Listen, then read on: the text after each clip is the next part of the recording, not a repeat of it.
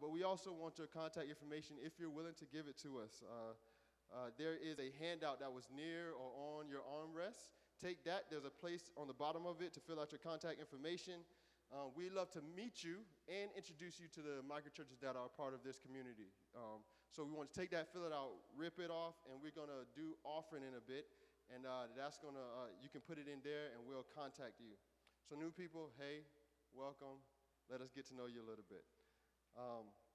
Well, as y'all know, we love to mobilize our money to go against every kind of evil, to work. We love to mobilize our money to work with the lost and the poor, globally and locally.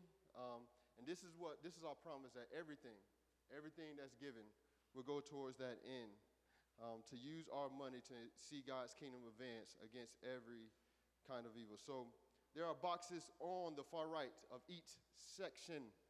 Pick it up. I love this part because I'm probably the only one that feels comfortable saying light-skinned box. So pick up the light-skinned box if you need a reference. And make sure it goes across. New people, you don't have to give. There are those of us who have committed to give to what God is doing in our community, so go ahead and do that. But new people, we do want your contact information, so don't forget that. Put it in the box, and we'll get in contact with you. There is a micro-church showcase coming up. So this is exciting because some of y'all still don't know how to explain the underground. Somebody say, what's the underground? And we're like, we usually explain it what it's not. It's not a club. It's not a cult. But y'all, on September 7th, this is going to be a chance for you to explain, for people to see. Because really, you can't really give underground the right kind of definition in explaining it. People have to actually see it. So September 7th, we will hold a microchurch showcase after Crucible. And for new people or those who are looking to get involved, this could be a key place. So leaders, listen to me. This could be a key place where we activate people in God's mission. Where they can get connected to a missional community and be activated in mission. So it's really just a great place to invite people. Leaders, we have flyers in the back. They look like this. They're very simple. They're in the back. They're back there for you. You might want to grab some during the break. We want you to pass it out to people who are looking involved with the microchurch. Also, this is another part. So leaders, invite people, great place to see the underground, a great place to get involved and for people to get activated in mission. But leaders, we need you to do something for us also. If you're a part of a microchurch and your microchurch is not yet signed up for the microchurch showcase, we need you to do that because you'll be left out. You'll be outside the building with your microchurch showcase. So, which would be crap. But this is why I say that, because we're going to try to make them out. This is how we're going to do it. Crucible is going to be all about letting people know about these microchurches. So we're going to have people at the end of Crucible take an inventory, ask them a few questions, help them get an idea about what microchurches best fits them. And then after they do that, we're going to send them to meet you guys. And we're going to have the microchurch set up all around the building. We're going to give them a map and send them to meet you. So keyword map. If you're not on the map, people will not be able to find you. So we need you to make sure we know that you are coming. And so there will be computers at the reception desk. It's the big old desk in the middle of the lobby. There are going to be computers there for you to sign up your microchurch, to register your microchurch. And then as people go and meet you, go and see these microchurches, just know this. It's all on you. So again, contact information. If you want to give away some cookies, some muffins, whatever you want to do, it's all on you. So we just help people know what microchurches fit them and give them a map, and then we're going to send them to you. So sign up sheets, all that. That's all on you. So is that clear, understandable? Y'all ready? Y'all going to sign up and register your microchurches? All right. Some of y'all laughing at me. Y'all better sign up, please. We need you to do that. And this is not just for new people, just to let you know, y'all, some of us, we hear people up front say 100 plus microchurches, and you're like, wow, I think I know 20 of them. And so sometimes we don't know who is a part of our family and how they need prayer. So even if you're not necessarily looking for a microchurch, this is a good place to see us and to get to know some folk who are doing some great things in the community and know how to pray for them. So everybody, we want to see you there. All right. Have y'all liked the Young Communicators series that's been going on? Yeah? Yes.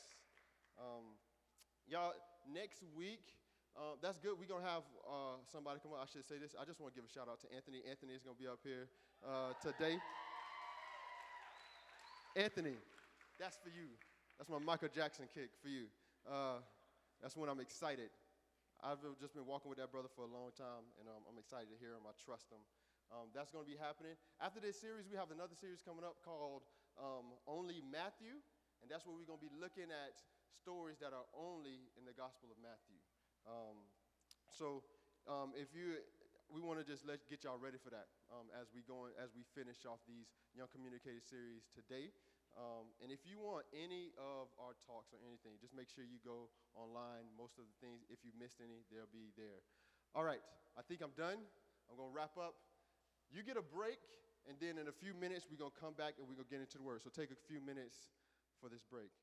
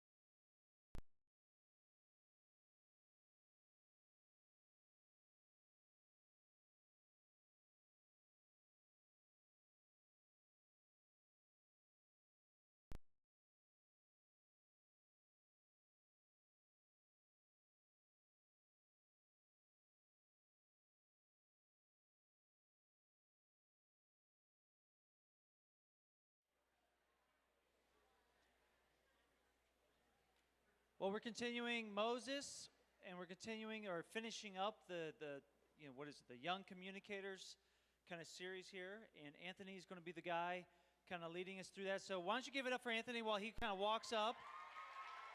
Give it up for him. Handsome devil, handsome devil. Chimera had kung fu, he's just got handsomeness. So that's cool. For those of you who don't know Anthony, he worked for Navigator staff for a number of years and before transitioning to underground staff. And if you don't know his personality, he really exemplifies the meaning of the word disciple. That word really means student or learner.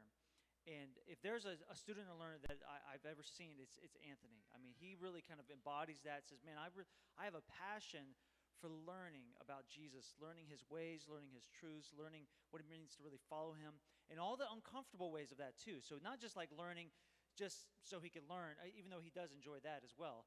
If you do know him, he's just like, I'll just read the manuals. And I'm like, oh gosh, you're kind of crazy. But man, he really does love learning even the uncomfortable ways of following Jesus. So I'm excited to hear from him today. Can I pray for you, man? We'll get started. So Jesus, thank you for Anthony, that you've taught him just how to submit to you. Not just to learn, not just to convey knowledge, and not just to teach, but just to submit himself to you, Jesus, and all the uncomfortable ways that means, all the ways it undoes his life. Just really appreciate that. Thank you, Jesus, for doing that. And God, I ask that you would speak your words to us through him. In your name, Jesus. Amen. All right. Trust that everyone's doing well. Before we started, if you're new, what we do before I sort of give the talk is we do a little Bible study session where we read the text to ourselves, give you guys some space to read the text and kind of interact with the passage just personally, and then we'll get into small groups just where you are and have a quick discussion, and then I'll see if you guys had any questions or any thoughts that you wanted to share. But before we get into that, man, I just wanted to say what an honor it is to be up here this morning. I joined the Underground 3.5 years ago, and I noticed there was something extremely unique about this community, this group of people, and I had never been exposed to what I would say maybe is like a group discipleship where everybody in this community came around me and loved me and spoke into my life and just did whatever it would take, to, walk with me through my story. So it's such a privilege for me to be up here to be with you guys this morning and share what I saw in Exodus 4. So genuinely and authentically, I say thank you. Okay, why don't you guys go ahead and take a couple minutes. You should find a handout. Man, I don't know if that sounds good out there, but it doesn't sound good. Okay. Best sound guys in the world, actually, so I trust that they'll get it figured out. Go ahead and take a minute and just read the text to yourself, and then I'll interrupt you and we can have small group discussions.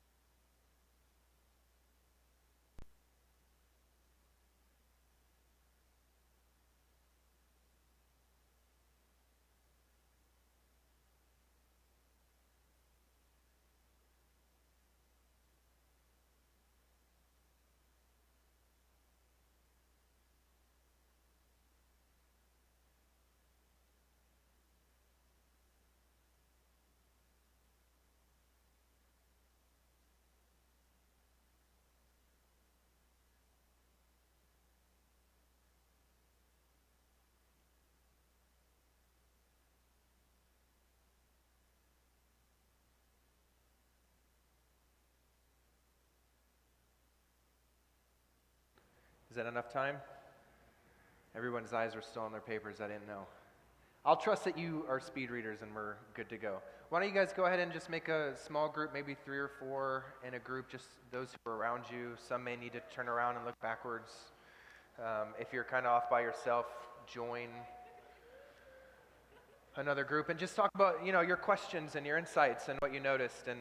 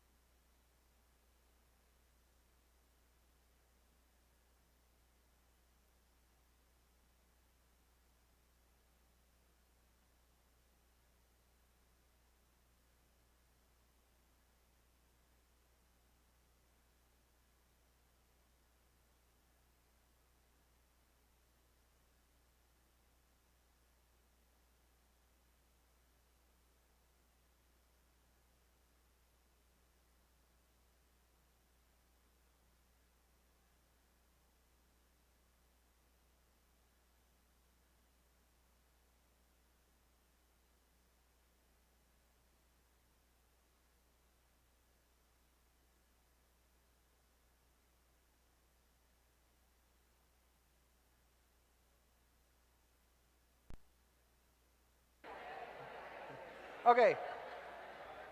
Wow, that was super fast.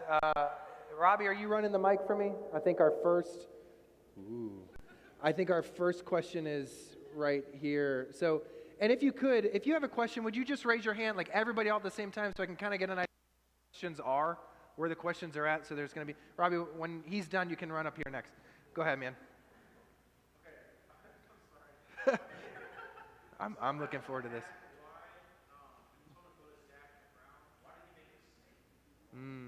That's a really great question.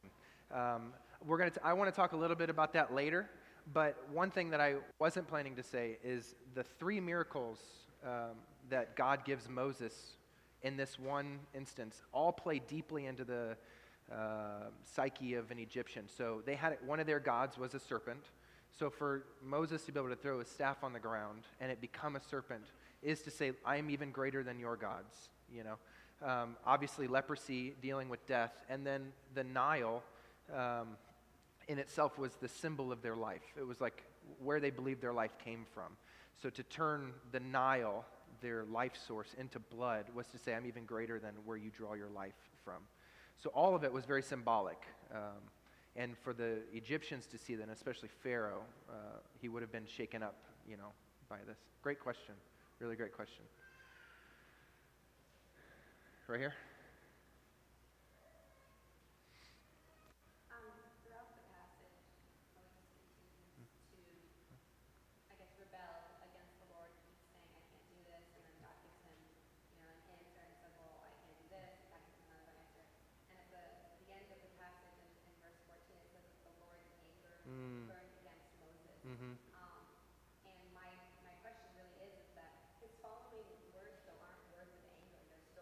Exactly. That's exactly right. And I was just like kind of curious, like if I was Moses or in general, like do you think Moses was aware of the Lord's anger towards him? Because from what he says, like if it was me and God said this to me, I would still think that the Lord was angry at me. Was that Right. just something for the reader of the word? Like that's just Well, what's interesting is that Moses wrote this, so he wrote the first 5 books. So he obviously knew that God was angry because this, honestly, him like reflecting on his own. So, well, I said this stupid comment, and then he said this, and then I said this stupid comment, and then he said this, and then he actually got a little upset when I said my third comment, and he's like writing that down, right? So he definitely knew that God was, there was a change in his attitude. And Moses definitely knew that, yeah. But I think that'll be something we're going to talk about later, is this concept of God's anger. And so we'll get into that soon. Why don't we go back here? Is that Ryan? So Moses has like the biggest, I don't know how to say it properly, confidence, I guess, to, like, in front of God to send someone else, even after who makes mouths, who makes you speak, is it not me? I can crush you like a little nimble, and Moses like send someone else. I don't get where Moses gets that kind of confidence from, and it's almost like, is it humility or is it pride? I'm not sure. Absolutely. Yeah, what is it? Because he's like, Stacy's got her hand up in the back. We'll go to her next. It's like he's saying, I'm not good at speaking. I'm not, I really can't like carry my own. I don't think I'm the leader that you're calling me to be. But then he's like talking to the God of the universe, right? He's doing pretty good. So that's ironic, isn't it? Like, hey, I'm not very good, but I'm kind of talking to the one who is before time and will be after time. And so, yeah. What is that? Is that stubbornness? Is it rebellion? Is it pride? Is it truly humility? It's a good question. Stacy? Yeah, mine was related to that because I was thinking of how deep his insecurity runs. So maybe it is a form of pride because it's so focused on itself, but just that he got to see God do 2 miracles, and then when God said, do the thing with the Nile, he didn't get to see that, but he believed that would happen. Yes. But he still had this, I don't know if it was an insecurity, like this deep, like, but he still couldn't believe that God would like be able to speak through him. Yep. So much that he missed out on that. Yep. That this place of like weakness could have been used by God, but instead Aaron got sent to do that. So Absolutely. yeah, just related to that. I didn't know if it was confidence or like he just didn't realize like how prideful he was being to still be focused on that. I don't know. Yeah, and it's interesting to hear both of you guys talk about that because that's something that's a big question that I bring to the text too.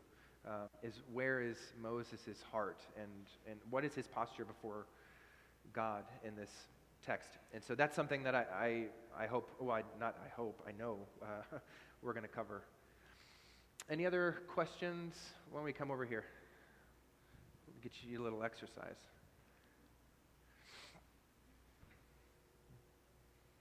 I'm just curious about verse 16?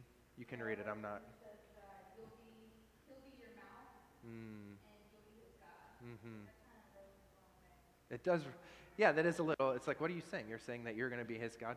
I think what he's just saying is he's trying to paint a picture and draw an illustration of like, Moses, what I wanted to do was, I wanted it to go from me to you to Pharaoh. But after the seeing how this conversation has turned out, I'm going to speak to you, and then you will be to Aaron as I wanted to be to you. So he's not necessarily saying that, Moses, you're going to be a God, right? Like that kind of goes against mostly everything that God believes and says. But instead he's just saying, I wanted it to just be like a 3 person transaction, and now it's going to be 4. And so what I wanted to do with you, you are now going to do with Aaron, right? Which is also interesting because I kind of joined this group for the discussion, and we were talking a little bit about the idea of Aaron kind of coming into the picture. If you keep reading, if we were to keep studying Moses, we would see that Aaron is still present in the beginning of all this, all these occurrences and appearing before Pharaoh and making the plea to let, their people go, let the Israelites go. But as the narrative continues, as the story of Exodus unfolds, Aaron becomes less and less of a key player. And so Aaron kind of is only there for a moment until Moses sort of like realizes, I don't think it's that he realizes what he's able to do, but that God is actually faithful, and that he would and will work through him. But yeah. Okay, let me jump in. I appreciate your questions and your insights. I personally bring a ton of questions to this text myself. And I think that's honestly because I think I see a lot of myself in Moses. I think that I can really relate to Moses in this passage. As I see like the things that he says and the way that he handles himself and the things that he's believing about himself and about God, I think that that's something that deeply connects to me. If I'm honest, I was really jealous of Kamara's text. I wanted so badly to teach on the name of Yahweh because that is such a deep and mighty name for God. But as I started reading this, I thought, man, this is exactly perfect for me because I think this is what God had for me to wrestle through. One of the questions that I bring myself, and this question will sort of guide our discussion through the text this morning. My question was, what do we do when God has given us our calling but we don't want it? Yeah, I had the opportunity to work on the team that put together the Calling Lab online. So some of us know what that is, but some of us don't. For those of you who don't know what the Calling Lab is, it used to be like maybe like a weekend or a one-day retreat where it was mainly focused around listening prayer. And then it kind of evolved into this actual lab where we would explore our personality and our strengths, and we would like look at where God has placed us and what's unique in our history and in our past, and see what kind of things get you fired up and going and whatever. And what I noticed about working on the Calling Lab is that might be one of the easiest things for us to recruit to because everyone is interested in themselves. It's not hard to say, hey, do you want to spend a day learning about yourself and knowing everything that you're good at and knowing what your personality is and how that interacts with the kingdom and how God might use that in order to advance his gospel amongst a neighborhood or a group of people? That's not a hard thing to recruit people to. But what do you do after you receive that calling? And let me clarify, I don't just mean a lifelong calling like Moses. And I think quite uniquely, I don't think it's the norm that when we get our calling, it's always a lifelong calling. Sometimes it is. But I think God can also give us callings that are seasonal, momentary callings where we receive this calling and then he'll have something for us that comes later. And then also on that, there's also general callings and there's specific callings. So Moses had a very specific calling. Go lead my people out of captivity and into the promised land, right? We don't all get callings like that.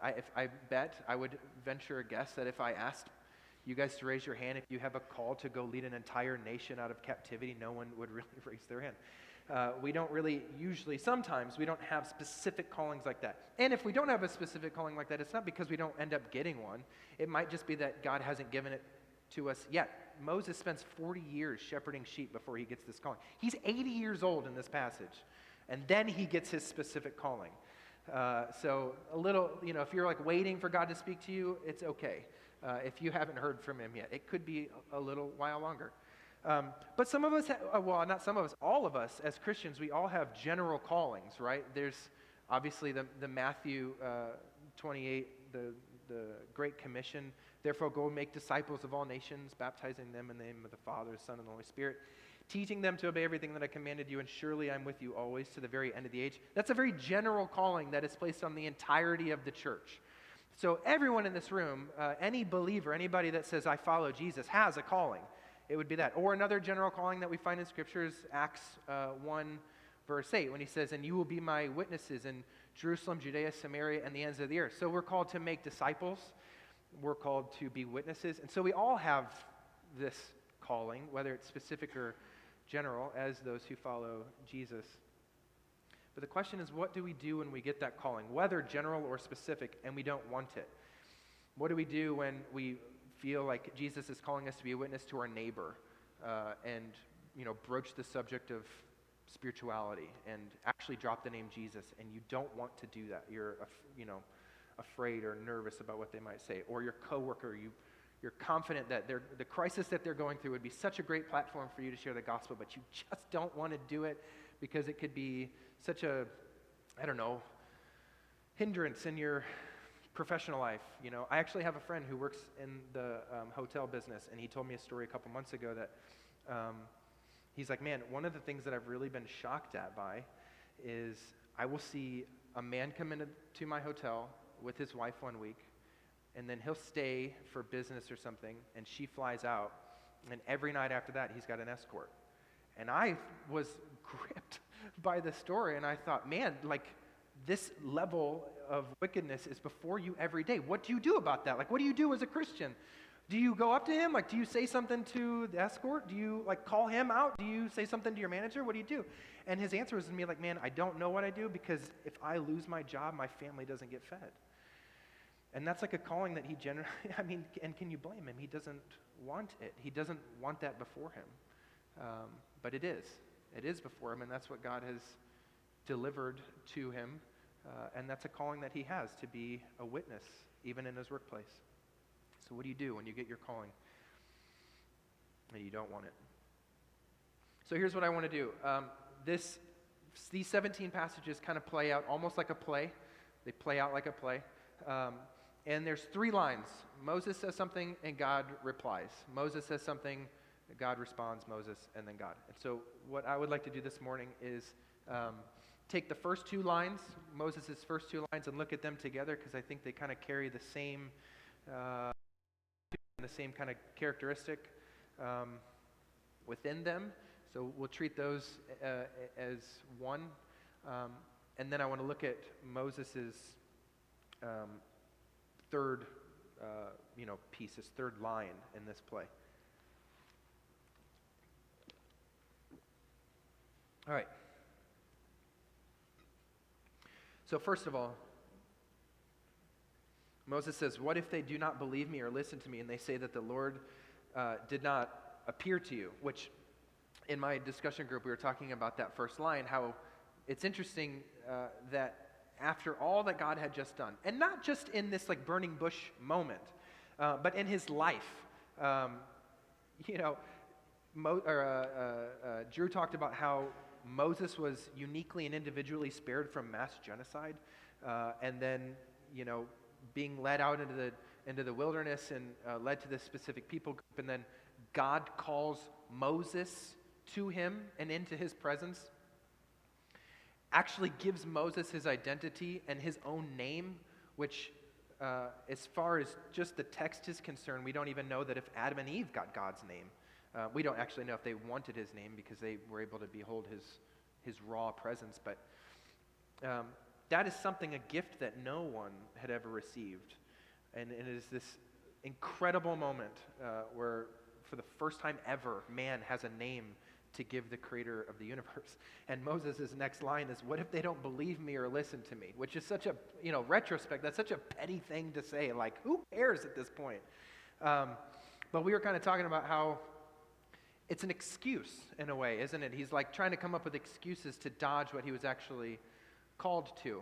And when I first read it, actually, I kind of see it as like a systems thinking kind of question, or like a, God, I kind of want to dialogue with you real quick about what could happen here. What might be the situation? Okay, so you called me, you give me your name, so I'm going to go. Now, what happens if they don't believe me, or they don't believe that you actually appeared to me? To me, it's actually a wise question. I think it's a pretty decent question to ask. But as I studied this passage, I learned that this translation to say, what if they do not believe me or listen to me, is not entirely right. The nuance of what Moses actually said was, what if they don't believe in me and listen to me? So it's not what if they don't believe me, which seems objective and, just thinking through mapping out the what could happen. That's not the question. The question is, what if they don't believe in me? It becomes a little bit more personal, a little bit more emotional, that question, when it's phrased that way. It's a little bit more intimate. There's a vulnerability when you say, what if they don't believe in me? Because you're drawing your attention to your interior, to inside of you, your own heart, your own personality. It is more heartfelt. But God, honestly, I think he addresses Moses' concern here in a very literally miraculous fashion, giving him the ability to turn his staff into a serpent, telling him to put his hand inside the robe and take it out and see it turn, making leprosy appear out of nowhere, and then being able to heal it yet again, and then giving him the promise that the Nile waters will turn to blood. He addresses these questions, even though he knows that this is an excuse and he's kind of being dodgy. Of course, then he continues and he says, Moses says to God, "Pardon your servant, Lord. I have never been eloquent, neither in the past nor since you've spoken to your servant. And I'm very slow of speech and slow of tongue." So, another interesting thing I found studying this text is Moses uses an idiom, a Hebrew idiom, when he says this line. So he doesn't literally say, like our translations say, "I'm slow of speech and tongue." But that's not actually what he said. What Moses actually said was, "I am of heavy mouth and heavy tongue," which was a, Jewish figure of speech, which I think is it's a very ironic way to answer this question. Back in college, my roommate, he would watch this show every night called Futurama. Maybe some people know this show, maybe some people don't. Inappropriate show. I would not recommend it. But I was subjected to it as an adolescent. No, just kidding. And I don't remember anything about that show except this one line. It just kind of stuck with me. This dude in the story, this character kind of he said something he shouldn't have said and he got in trouble. And his response to the group in that episode was, he says, "I'm not very good with words. That's how I get in such delicate conundrums." And it's like, well, of course you're good with words. You just used the word conundrum, a delicate conundrum of all these things. So, his whole line was self-defeating, to say, "I'm not good with words. That's why I get in such a delicate conundrum." It's the same thing that Moses is saying, "I'm not a good communicator. I have a heavy mouth and a heavy tongue." If you use a figure of speech, or if you use a metaphor, or you rightly place a simile, or you understand even what an idiom is, and you use it when you're talking to the transcendent creator of all things, you're a pretty decent communicator. You're doing okay. And furthermore, man, if you're talking to God and holding your own, asking him for his name, and hanging in there with some really high, discussion, whatever, anyone you talk to after that is not going to be that big of a deal, right? It's like playing Mario and starting with Bowser and then moving to one of those dinosaur trooper guys that you just have to jump on their head once and they're flattened and you get a coin. That's it. It's not that big of a deal. Moses, this is the worst excuse, maybe recorded, I think, in the entire canon of the Bible. Ever. But nonetheless, Moses is offering these excuses, right? He's starting to kind of conjure up these ideas of why he's disqualified or why he's not supposed to be the one to go. And he offers these excuses due to his insecurities. A lot, what Ryan and Stacy were talking about. But I don't think that insecurity is the root of his opposition in this passage. I think that it's fear. I think any excuse for that matter is rooted in fear. If you're ever working with somebody or mentoring or discipling someone and you notice something in them that you think might be insecurity, of course we would, if we ever wanted to understand the deeper heart level truth of what they're going through, you would never stop at insecurity. Insecurity is very shallow and it's fickle and it's hollow in a way. Insecurities are always rooted in fear. And I think first for Moses, he's first insecure about being accepted, but that's founded in his root of his fear of rejection. And I think secondly, Moses is insecure about his abilities, and he's afraid of failure. when I was younger, I had a couple fears, but I had this one fear that not a lot of people knew about. I think my family knew that I had this fear, and other than that, I just kind of kept it to myself. I didn't really see the need for it to be publicized. And I need to qualify what my fear was when I tell you, because I know you're going to get an idea in your head, and it's not that. It's something different. So I'm going to out myself. Man, you get that like pre-embarrassment phase where you're just like, I'm about to say this on stage. I was afraid of mud. See, there it is. Just let the crowds chuckle. Yeah, I was afraid of mud. But I was not afraid of like, you're driving down the road and there's some mud by the curb and it rains and there's mud. Like, it's not like I saw that and like was squeamish and like afraid of that. What I'm talking about is I grew up in Indiana and I spent a lot of time in Michigan. I was like right on the border in South Bend, Indiana. And there was just this like freak of nature occurrence every now and then where there would just be out in the woods this monstrous mud pit. I mean, it was like a swimming pool, but just with this muck and mire and just nastiness. And the reason I think I got this fear was because my grandparents lived on a lake, and we would go swimming and jump off the dock, and on the bottom, if you didn't jump just right, there was sand where you're supposed to go swimming, but if you jumped off to the side or something and you hit the ground, you would just start sinking in this like nasty, seaweed-infested, dirty, and it just started like eating your legs, and you're just like, you don't know what's under there. There could be leeches or ticks or serpents or something. I don't know.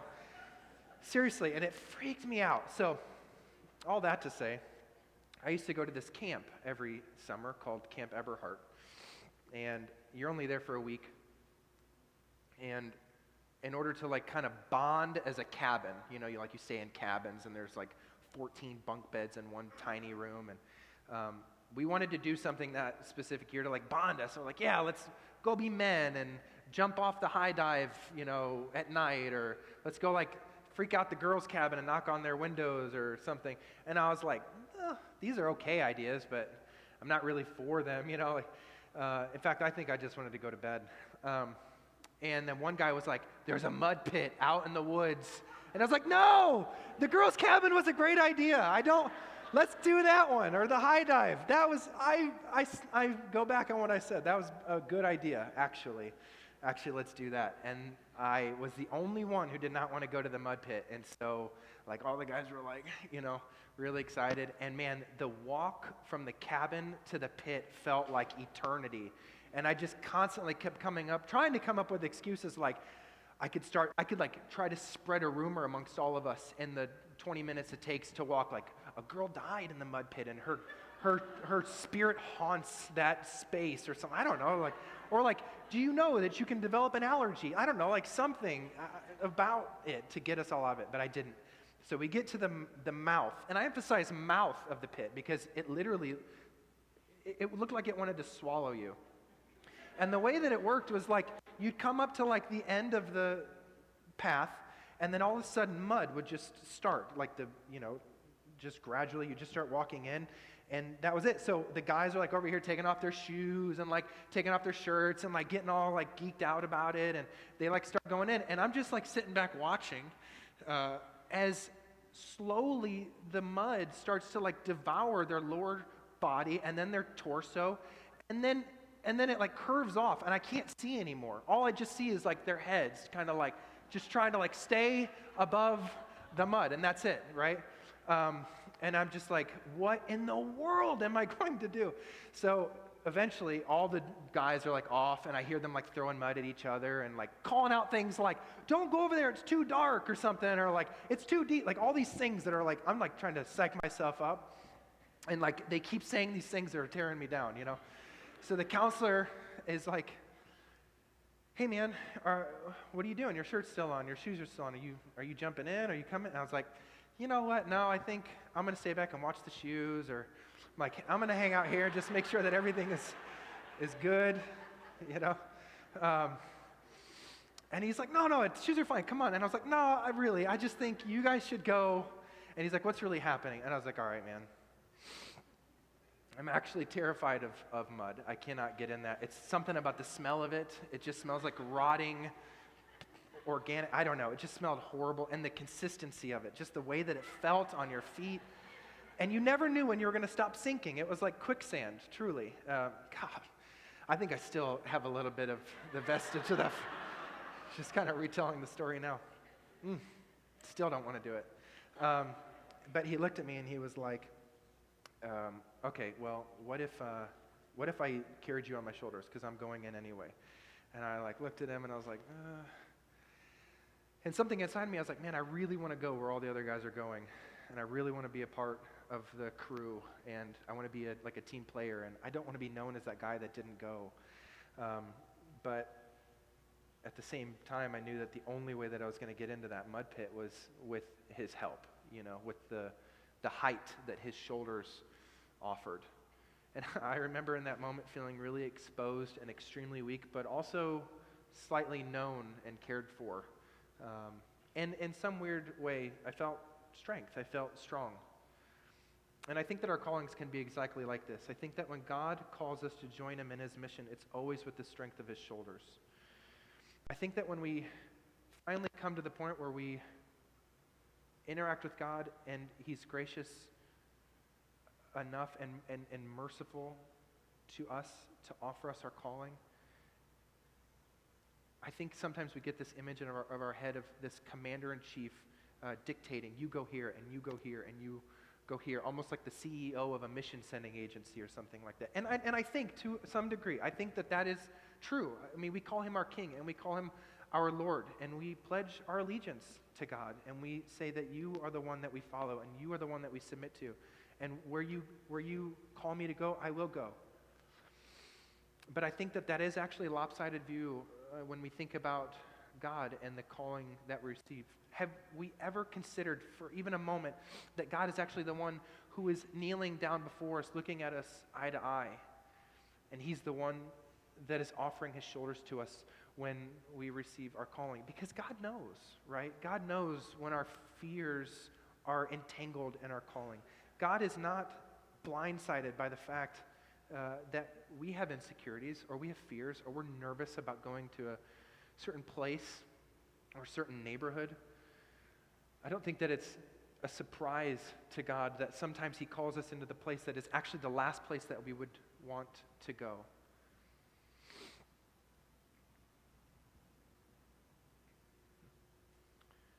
And I think what we need to understand is that God is going to Egypt anyway. Egypt is not Moses' calling. Egypt is God's calling. God is going to go to Egypt with or without Moses, but he chooses to involve Moses in this calling. Jesse said to me just the other day, Anthony, that's why it's called a calling, not a sending. Because it's not like he just sends people everywhere. He says, listen, Moses, I'm going to get my people. I want to save them. I want to see them redeemed and well and free. But I want you to come with me. And the incredible part of that is it's so much more complicated to involve us in his own calling. It's so much more tricky when you introduce the variable of fallen man, selfish, insecure, fearful man into the equation. But God loves us so much, and he wants us so badly to be a part of what he's doing in the world that he involves us where he's going. But he understands. He gets it. It's not a surprise that for God, our calling can be riddled with fear. For me, I remember, I was saying earlier that I became a part of the underground about 3.5 years ago, and I remember joining you guys, and I remember kind of finding my own place in this amazing community of people. And I remember having my eyes opened to certain things that I had never been exposed to before. I remember walking with you guys through the idea of God's heart for the poor and the marginalized, or God's heart for justice, And I remember this point in my story where I felt God calling me into the inner city. And that was not just a light calling for me, because as adult Anthony, I might still wrestle with the fear of mud a little bit, but my fears have matured, and they become something different. And now I find myself more afraid of being able to provide for my family or a certain quality of life for my kids and my wife. And when I drive through Ybor or when I walk through my neighborhood, there are times where I see families, my neighbors, who get their water cut off and they don't have running water in their house. Or actually my other neighbors on the other one block south had their electricity turned off, and they're like relying on candles in order to keep their rooms lit. Or you see people flying a sign and panhandling, asking for money, or people pushing shopping carts, and you know that what's in that shopping cart is all that they have.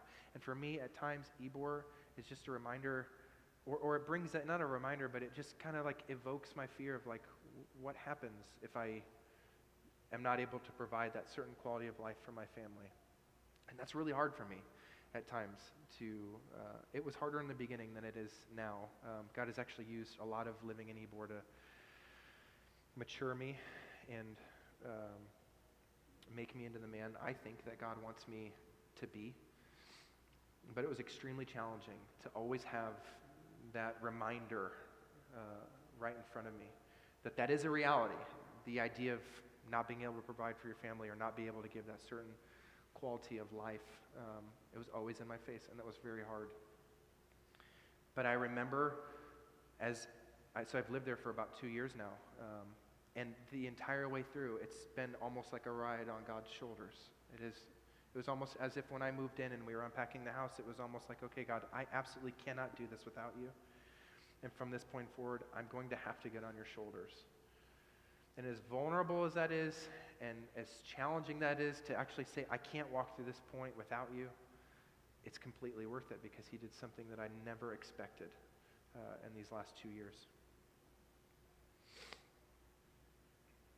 So a question that I bring to the story of Moses is, why does God play along with Moses' smoke screens, right, with these scenarios? Why does he play along with your excuses? When you offer God an excuse, or when you try to offer some sort of scenario and throw God off the trail, why does he put up with us? I think that he puts up with us because he's more committed to us than we are to him. I think that he thinks more of us than we think of him. I think he's more delighted in us than we're delighted in him. I think that he believes in us more than we believe in him. And I think that he wants to do more through us than we could ever ask or imagine, only if we take him up on the promise of the strength of his shoulders. Let's get into Moses' third line. This is where a dishonest excuse becomes more of an honest realization. Moses is no longer dealing with excuses at this point. Now Moses gets quite honest and quite raw, I think, with God. He says, "Pardon your servant, Lord. Please send somebody else." Moses says to God, "Please send somebody else. I'm done playing games. I'm done offering excuses. I have no other tricks in my bag. I have no other flag to wave before you. It is now just the fact, the complete honesty that I don't want to go. Please send somebody else." And then the line that most caught my eye is that the Lord's anger burned against Moses. The Lord's anger burned against Moses, which that line in itself is pretty cool. Something that I noticed is actually what he's saying when Moses wrote this. He was saying that the Lord's anger was kindled against Moses. So he's drawing on this fire illustration, right? So Moses is in front of a burning bush. And to continue the imagery, he's like, now the Lord's anger was kindling. It was starting to become something. It was starting to flare up. But I think that we have to look at this concept of anger, because if there's two qualities about God that our society, our postmodern Western context, most dislikes about God, if there's two things, it's his judgment. We don't like the idea that we're judged. Don't judge me. I don't want to be judged.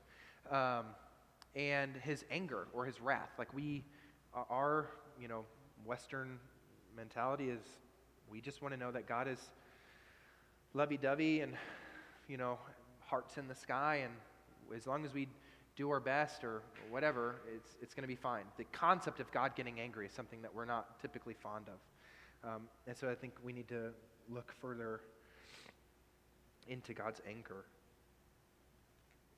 But God's anger is different in this passage, isn't it? Our exposure to anger is I get angry at you or you get angry at me, and then there is some sort of destruction of relationship, right? There's some sort of combative spirit or yelling or malice or name calling or maybe even some sort of fighting or, just anger usually in our mind always equates to some sort of destructive tendency, some sort of rending of relationships. In fact, I was in the car just yesterday and I had to get over in a lane that was a solid line, and I was like, well, this dude isn't pulling out, so I'm just going to cut in. And he honked the horn and flipped me the bird, and I was like, perfect example. You don't know what I'm going through right now. You have no idea why I need to get to where I'm going, and you have no clue that I'm teaching 400 people, tomorrow, and that I've got that on my head, and thanks, buddy, thanks for your anger. Thanks for honking your horn and getting upset and flipping me the bird, we always equate anger to that sort of thing, right?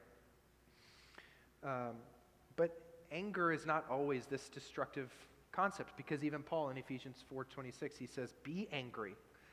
Paul actually says to get angry, which is different. Usually we try to not get angry. Usually we try to avoid anger. But he says, be angry and do not sin. Other translations say, do not sin in your anger. And then he says, do not let the sun go down on your anger. I think that we tend to think that anger and goodness are mutually exclusive.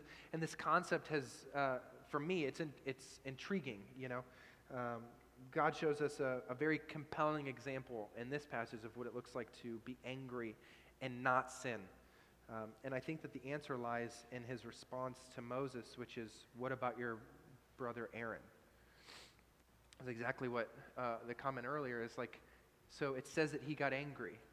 But he says, what about your brother? So instead of this anger that we're used to, we would kind of expect a lecture or a reprimand or some sort of are you kidding me, Moses? What are you doing? That's anger that we're used to. Get your butt down to Egypt, that's what we're expecting. Don't make me tell you again, That's what we're used to, I have a 2-year-old, so I'm right there in that. Get your butt back to bed. It's 9:30. I'm tired. But that's what we're used to, is this lecture. I'm angry, so I'm going to show you by fuming at you. But God's anger actually led him to creativity. It actually led to a third option. For us, we see this passage, and there's 2 questions. Should he go to Moses, or should he not go to Egypt? Is he going to go to Egypt, or is he not going to go to Egypt? Is he going to be obedient, or is he not going to be obedient to the calling? But in God's anger, he actually is creative and comes up with a third option. He leaves that binary way of thinking, that binary decision making, and says, okay, well, what if there's another way to do this? His anger led to creativity. So anger does not always lead to destruction. It can lead to construction and creativity and innovation. God's anger here is not indignation or frustration. It is something different.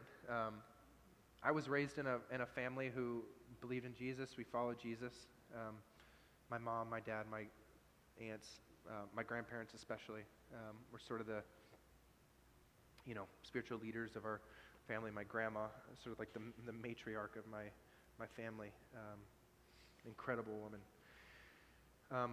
But we would go to church and worship. And I accepted Jesus when I was in middle school. I went to a camp, a youth camp, not Camp Everhart, different camp. I went to a youth camp.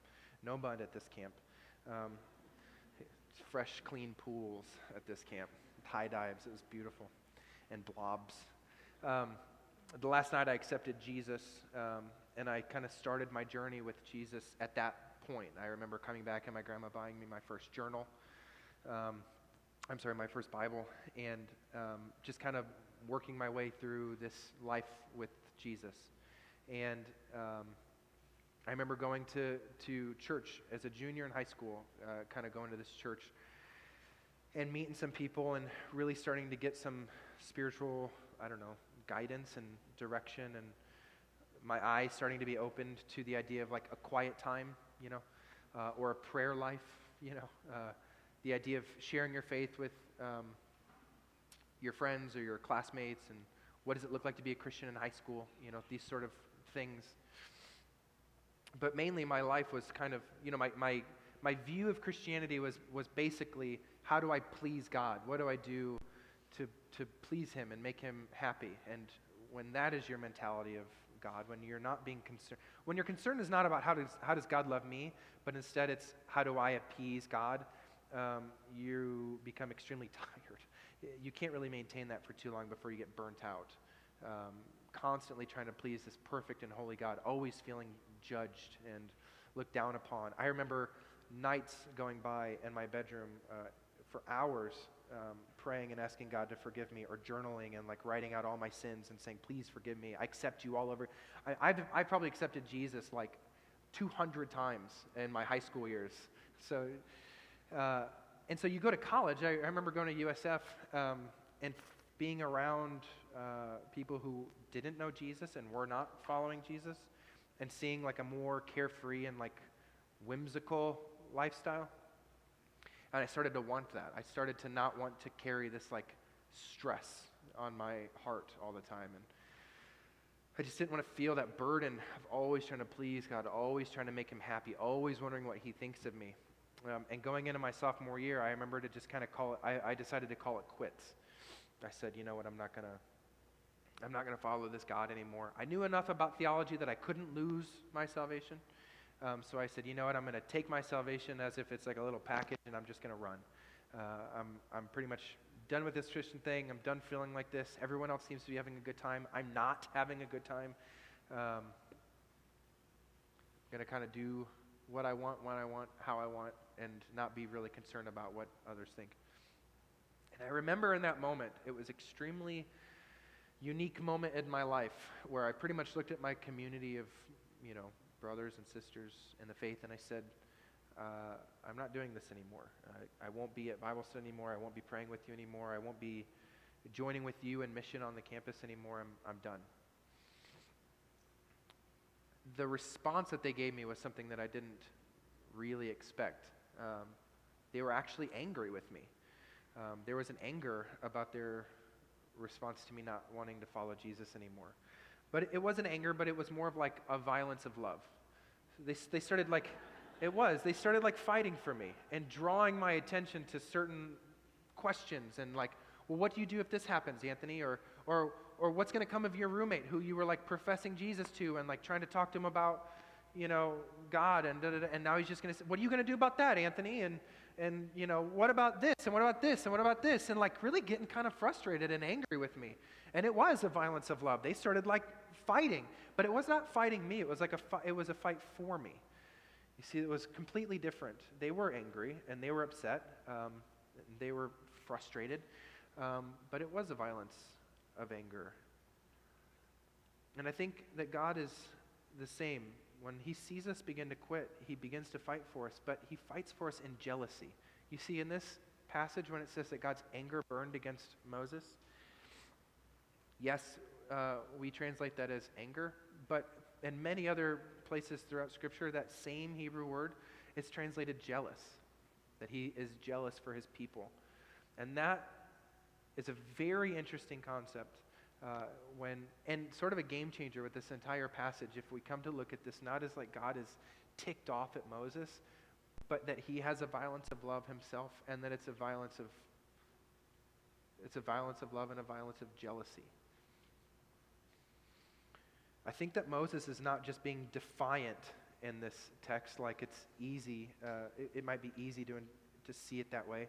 I think that he's quitting. I think on the exterior, Moses is resisting God and opposing God, but on the interior, he's actually being defeated and he's giving in and he's like believing lies about who he is and who God is and what actually is going to happen in Egypt or what might become of him and not really trusting God at the end of the day. I think Moses is quitting more than he's being defiant.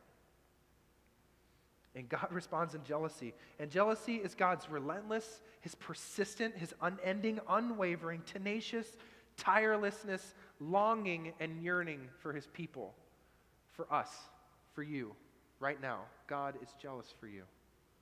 And God was jealous for Moses. God looks upon Moses just as he looks upon us with this deep and relentless longing, this stopping at nothing to win us over. God appears to Moses here, yes, of course, in power. Yes, of course, it was this theophany, this moment where God and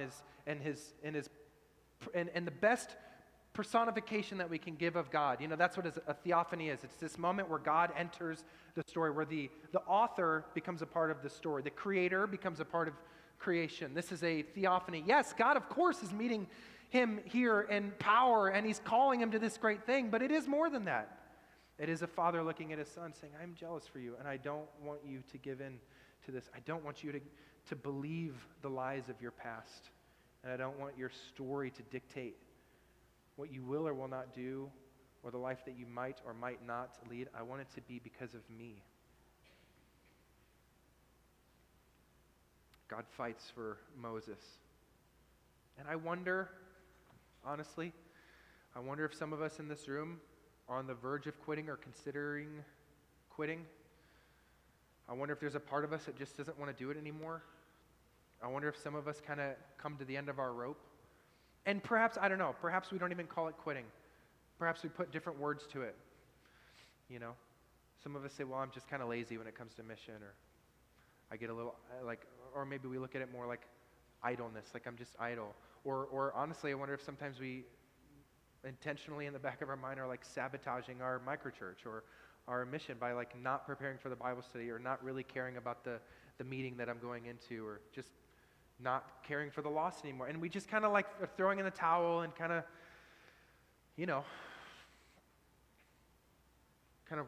walking through life and just kind of dragging our feet through mission. And I don't know, I wonder if there's some of us in here who are considering quitting, and if that might be you, do you consider that God actually fights for you before you even start fighting for yourself? That God is jealous for you, and not just jealous for what you bring to the table, because in fact we don't bring much to the table.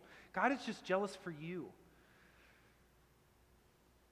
And he wants you, and he longs for you. And then what do we do when somebody in our microchurch is considering quitting? When one of the people that we've walked with for so long and we've given so much to, and we've poured out so much of ourselves, what do we do when somebody in our microchurch is ready to throw in the towel, wave the white flag, and give in? Do we fight for them? Do we become angry? Do we get a jealousy that leads to creativity? Are we being creative with our own people? With the people that God has entrusted to us? Are we being creative and innovative with them? Or do we just let them go? Not really caring, not really fighting for them, not being jealous for them. I think that yesterday's irrational fears become today's logical reasons to quit. But God will never stand by and passively let your fears win. God will always fight for you, for he is your jealous God. Fears will always become defeat at some point. Fears will always become defeat at some point. But God will meet us in our fears and not succumb to them. He will not let them win. And of course, I think that talk of overcoming our fears and fighting against this quitting spirit can all be an abstraction until we really begin to understand how God empowers our calling, how God uses us, how God sends us. What is it about us? When we ask that question, what do I do when I get my calling and I don't want it? Do we understand what it is that we're being called to, and what we're being called with, and what we're being called in? How God uses us in our calling. For this answer, I think that we need to look back at the first thing that God says to Moses in chapter 4. There is that moment where Moses is standing before God, and he says, what if they don't believe in me? What if they don't listen to me, and they say that God did not appear to you? What then, God? What do I do then? What am I supposed to do when they actually reject me? Because, Moses is not a fool. I think he's pretty intelligent. He sees the large disconnect between him and who he is and his mission in Egypt. I think he sees the gap. The last time he was in Egypt, he killed an Egyptian and probably made things harder for his people, for the Jewish people. So he knows it's not a stupid question. But God leads Moses in a very powerful gesture. God calls Moses and he says, "What is that in your hand?" God draws Moses' attention to his hands. And of course, we know the thing that was in Moses' hands was his staff. So Moses looks down and he replies to God. He says, "The staff, my shepherd's staff. That's what I have in my hand." What is that question even? What is in your hand? He's saying, what do you bring to the table? What is that in your hand? What do you've got? He says, "It's my staff." But to say it's my staff is more than just drawing our attention to some, I don't know, stick that he's had for a long time. A shepherd's staff is very iconic, and especially for Moses, it was a symbol of what he's been doing for the past 40 years in the wilderness. His shepherd's staff was not just something that he used to guide sheep and to ward off predators of the sheep, but it was who he was. It was his journey. It was his story so far. It's what he's been doing since he ran away from all of his problems. That's what his staff is. It's his competency. It's his skill. It's his vocation. It's who he is. His staff is deeply ingrained and embedded in his own identity. It's what he's been doing for the past 40 years. And God says, "I want you to throw it on the ground. Throw it on the ground. Happy birthday to the ground." And he says, "I want you to let it go. You have this in your hand. You have this staff in your hand. I want you to lay it before me. I want you to let it go. I want you to be barehanded before me. And I want you to see what I do with your staff when you put it on the ground right in front of me. I want you to have a perfect object lesson of what happens when you surrender something to me. Even something as significant as your own story, your own journey, your own competency, your own skill. I want you to see what I can do with the things of your past and your story, even the things that you don't like, even the things that might be mistakes. I want you to see what I can do." Releasing his staff was not just the releasing of his, it was not just releasing his staff, it was releasing of his identity. As Moses laid the staff on the ground, so did he lay his heart. So did he lay actually his very self. And Moses watched and beheld as the icon of his position became something completely different. The text actually says that the staff became a serpent. But to read that and to think in our mind that it's just some like measly little snake is flat. That's a flat reading of the text. Amos uses the same word to describe like a sea creature, like a I don't know, a sea monster. Moses uses the same word back in Genesis to describe a whale-like creature. So to say a serpent is not just like a garden snake or a black racer. It's something big and disastrous and monstrous, truly. And mind you, it says that Moses jumped back. He was startled by the image of a snake. Surely Moses had seen snakes in the desert. So this was not just some ordinary snake or pithy little, reptile that kind of slithered around and, I don't know. It was big. It was not just some small transformation.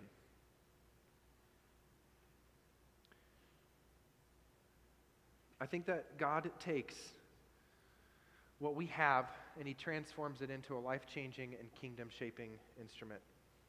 And we see echoes of this, right, in the New Testament.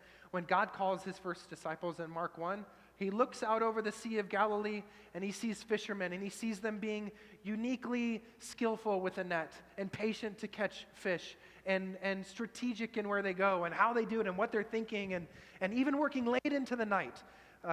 They clean their nets in the morning. They work all night. And God sees their character and he sees their story and what they're doing. And by the way, being a fisherman was not something that anyone wanted to do. You were a fisherman because you didn't cut it in school and you ended up doing what your family did. And so God sees them and he says to them, "I no longer want you to be fishers of fish. I want you to be fishers of men. His whole calling to them is a taking of who they are and their journey and their story and repurposing it. It's a reorienting of their own story. And that's what God says to Moses here. I don't want you to just be a shepherd of dirty, nasty, stupid sheep. I want you to be a shepherd of men and people, my chosen people.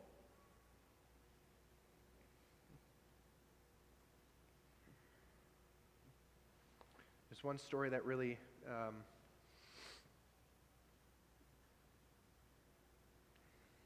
challenges me. Louis Zamperini was the youngest American athlete. Let me invite the musicians up. Louis Zamperini was the youngest American athlete in the 1936 Berlin Olympics. He ran the 5K and he placed 8th that year. Of course, placing 8th is not necessarily what you're shooting for, so after those Olympic Games, he returned home to the States to train and to become the best runner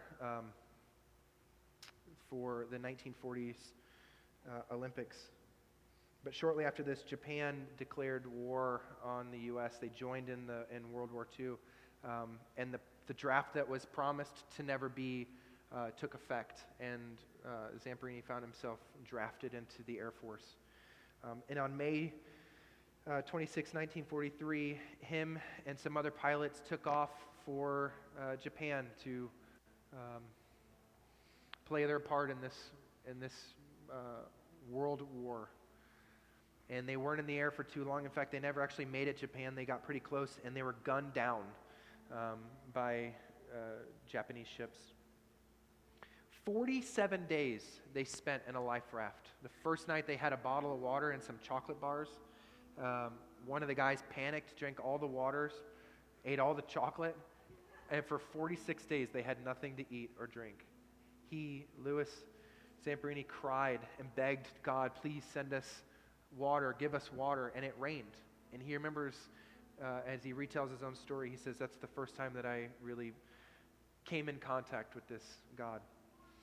At the end of that 47 days, Lewis and his friends, one died, and him and the rest of his friends washed up on enemy territory. And they were found. They were caught. The enemies came and saw them, but they were so close to death, just inches from death, that they couldn't run, they couldn't escape, they couldn't find shelter. So they were carried for 4 days by Japanese warriors into this POW camp, prisoner of war camp. And it was in those camps and those places that they experienced some of the most torturous and abusive treatments. The story describes some of the things that they went through that I don't even want to explain. It was devastating to hear what these men went through. In fact, Louis Zamperini found himself at the same camp that one of the commanders who was on the most wanted list within the Allied forces. They most wanted this commander for his mistreatment of prisoners of war. And eventually, word got around to Zamperini that the reason he was in prison was for propaganda with the Olympics. He came to learn that he was being held for propaganda. It would serve Japan's purpose to make propaganda broadcasts. And Lewis, succumbed to one of these in exchange for a bowl of rice. But when they wanted him to do the second one, he refused. And as a result, they took him from this one incredibly just wicked prisoner of war camp into another one, and things just got worse. And he thought to himself, at least I'm no longer going to be with this commander. Actually, this commander's nickname was the Bird, what they called him. He thought, well, at least I won't be with the Bird anymore. But to continue his punishment and to make things even worse, they transferred the Bird with him up into this other camp that was nestled high into the mountains. Shortly after, an Allied plane circled the camp and flashing red lights in Morse code saying that the war is over, and hope was given to the soldiers. And about a week or two later, they were released and set free. And they had the opportunity, like any other soldier had, and any soldier dreamed, especially being in prison, to reunite with family and to see friends that they missed, to marry, to find a wife, and to start a family. But of course, war takes a devastating toll on any person, on any man. And he suffered from post-traumatic stress disorder, PTSD, and he found himself having the worst nightmares. He dreamt of going back to these camps and killing all of his tormentors. In fact, one night he woke up and his hands were wrapped around the neck of his wife, strangling her. This was how vivid his dreams were, his nightmares, wanting to kill these men who had abused him so badly. And it was a couple months after that night, his wife said that she was going to leave him and divorce him. But she ended up at a Billy Graham conference and heard the gospel proclaimed, and she gave her life to Jesus. And she came back to him that night and she said, "I don't want to leave you. I will not divorce you. I will not leave you like this. I have met Jesus, and he's done something in me, and I'm going to commit to you." And it was that statement, and it was that moment that he thought, I need to know more about this God who provided me rain in my life raft, and who I made countless promises to.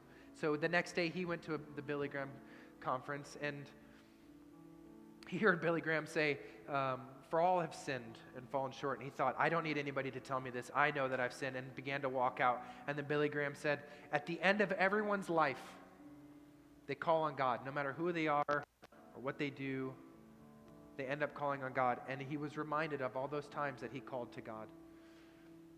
And he went and he prayed and he received Jesus. And when he tells the story, he quotes 2 Corinthians 5:17, and he says, "Therefore, if anyone is in Christ, he is a new creation. A new creation. The old is gone and the new has come." And he started his journey with Jesus in that moment. He gave his life. And he walked with Jesus, and he fell in love with Jesus, and he found his new identity in Jesus. And he became something completely new, a whole new man. He said, that night that I accepted Jesus, I did not have a nightmare. And in fact, I have not had a nightmare since. And seeing the power of Jesus in his life, he decided to return back to Japan as a missionary. And the first thing that he did is he went back and he found those people who abused him and tortured him and made his life a living hell. And he told them of Jesus. And he proclaimed forgiveness to them. And all but one of them accepted Jesus. Right there in their own prison cell for the crimes that they committed against him. He wanted to meet with the bird, the man who he most despised. But the bird actually refused to meet with him, and so he sent a letter to him. And he was told later that the bird read his letter and was moved. And he was actually able to be a part of the Olympics when they were hosted in Japan. And he was able to run in Japan as a missionary, as one sent back to the Japanese people to proclaim God's love and forgiveness of them. Zamperini actually says, that was part of my conversion. That was part of my salvation experience, was actually going back to that place that held my greatest fears.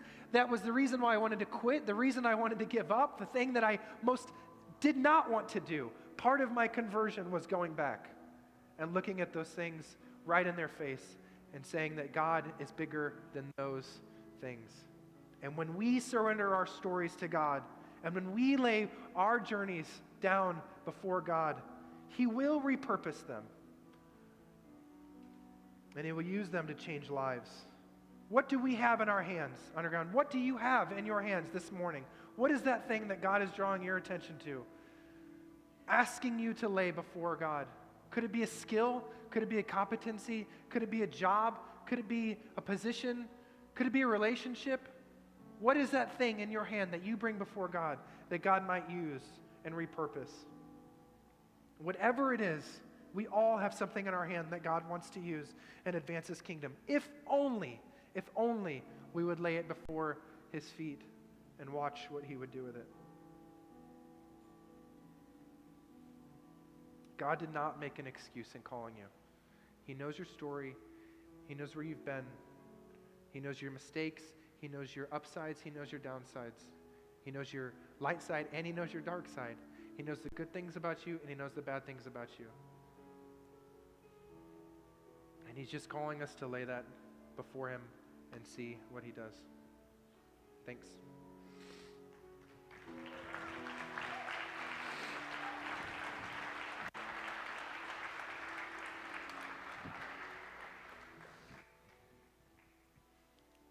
This morning, as we respond, if we're honest, we do ministry long enough, you will feel like quitting.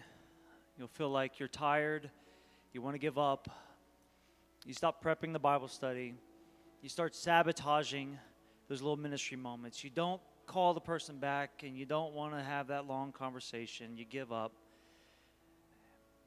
And if you feel like that, that's upon you. Today we remember Jesus has overcome. He's overcome your excuses, your insecurities, your fears, and yes, even your past. And we remember that death is no more, that sin no longer stains or stakes any claim to us. And we remember that the staff of your past becomes an instrument of righteousness in his hand. And so we remember this work of the cross. We declare his work. And we hand over our lives and our fears and our insecurities, our past. We say, Jesus, have your way. We declare to Egypt and to ourselves the work of his cross until he returns. And so I pass on to you what I first received, that the night that Jesus was betrayed, he took bread, and he broke it, giving thanks. He said, this is my body given for you. In the same way, he took the cup and said, this is the new covenant in my blood. Do this in remembrance of me.